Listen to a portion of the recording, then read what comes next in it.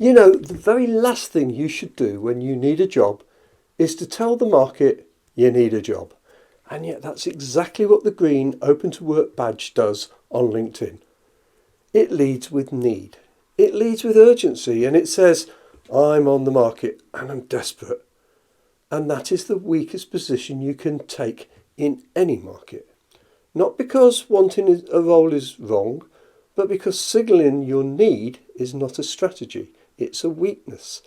In any market, the side that needs the deal the most has the least leverage. I've worked with so many capable professionals who have believed this: if people know I'm looking, something will eventually land. So they updated their profile. They added the green badge. They increased visibility. They applied for everything that even looked close. They assumed that more exposure would mean more opportunity. But it didn't. The market didn't respond. They were ghosted. They knocked on doors that just never opened. And when they did get a reply, they were just one of dozens who were reduced to keywords, filtered by the algorithms, misunderstood, not taken seriously. And that's when it clicked. It wasn't effort that was missing. It wasn't visibility that was missing. It's leverage. Hiring isn't driven by sympathy. It's driven by pressure. It's driven by revenue pressure, delivery pressure, risk pressure. If what I've just described sounds like your experience, well, tell me in the comments below. And if it hasn't, let me know that too, as well as what's actually been happening for you. Drop it all in the comments. And so, if signalling your need actually weakens your position, what replaces it? Now, I've spent over 20 years running a recruitment business, and I've seen exactly how decisions get made. Because I'm not telling you to hide, I'm telling you to position yourself differently. Let me show you what that actually looks like in the real world. Years ago, I worked with a program director. His name's Nigel. Senior operator, ran major network transformation programs for a global telecommunications vendor. High value, high risk work. He decided he wanted a new challenge. Now, here's what he didn't do. He didn't update his profile and add a green badge.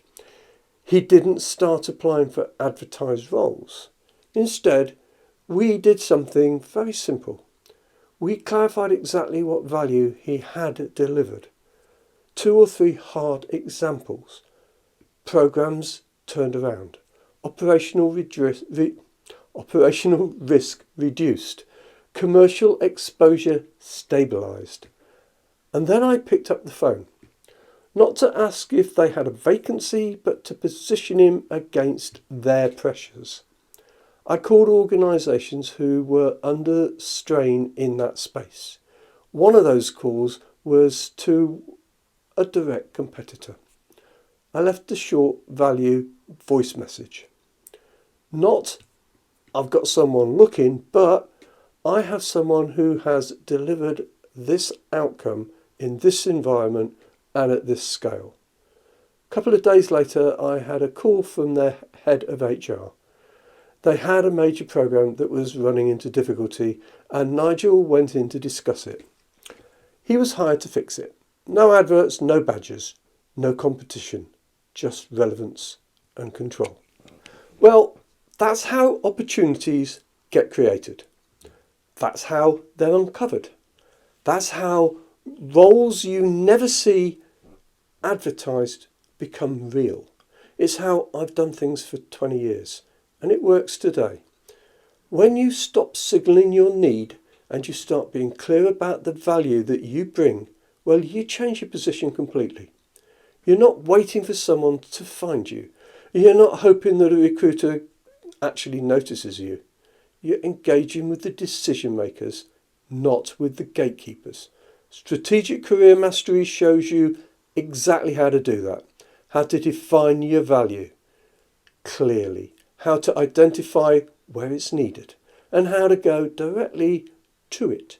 If you want to change how you're seen and start creating opportunity deliberately, well, click the link in the description and register for Strategic Career Mastery now. It's absolutely free, so join the program. Subscribe to this channel if this is how you want to approach your career. Stop waiting, start uncovering opportunities.